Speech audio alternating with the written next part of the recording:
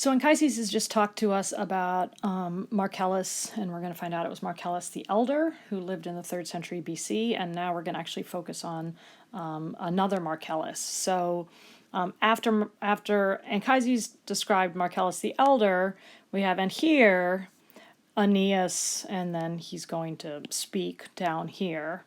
But for he was seeing that, so this introduces an indirect statement, a young man distinguished with respect to his appearance and gleaming arms, Ire, was going together with the other the Marcellus the Elder that we just talked about.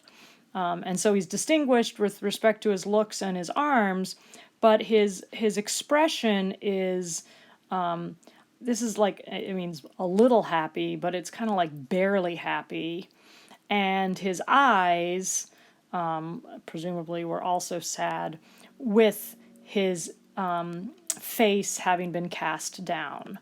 So Aeneas is asking about a young man who is walking along with Marcellus the Elder that we just saw. And Aeneas says, who, Father, is this man who thus accompanies the man, Marcellus the Elder, as he's going?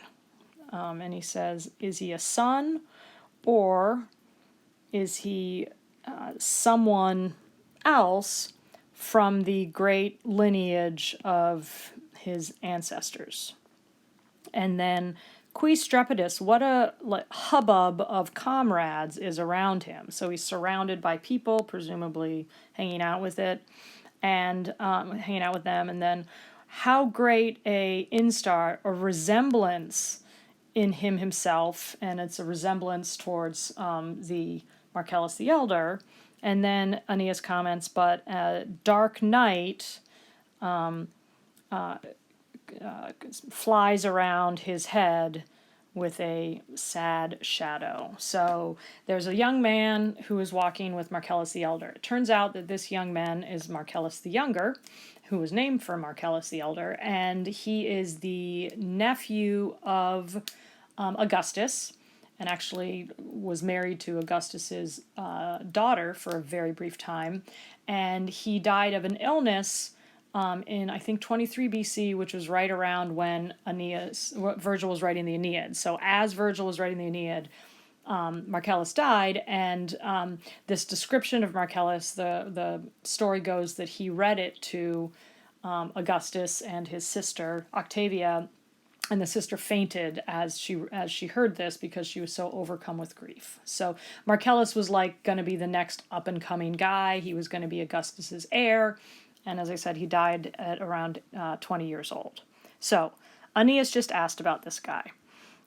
So this first bit of it, and this is going to get very dramatic. So then Father Anchises, so in return, Father Anchises began with tears having arisen.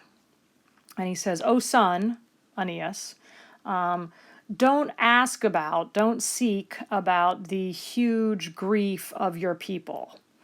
And then fata is the subject of ostendent and sinent, which are both future. The fates will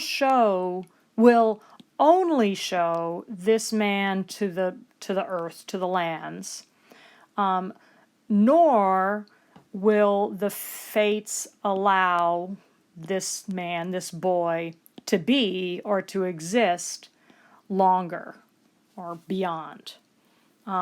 So he died young, so the fates didn't allow him to stay on this earth very long. So he now turns to address the gods above, and he says that the Roman race would seem, remember the passive of video is to seem, too powerful, nimium potens, to you, if these gifts, or this gift, i.e. the life of Marcellus the Younger, had been everlasting. So he's implying that the gods were resentful if this guy had continued to live, the Roman lineage and race would have seemed too powerful. And then we're going to turn and talk about his funeral. There was a huge funeral when he died, and so he, sorry, that Campus Martius. So the Field of Mars, the Campus Martius, was the area just outside the walls of Rome where funeral processions would begin.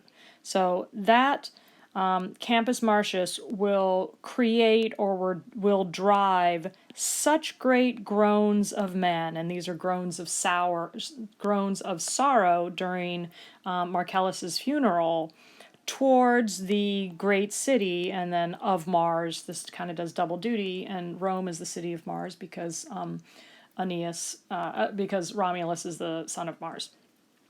So it's like, what great groans will arise when during his funeral, or what amazing funeral rites, and now he's addressing the Tiber River, will you see when you glide past the recent tomb.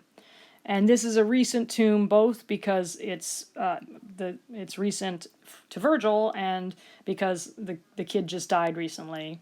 It's a recently created tomb because this is the funeral, and so the kid's just been put in it. And then also this is actually referring to there's a mausoleum of Augustus, which is right by the Tiber River, which Augustus built.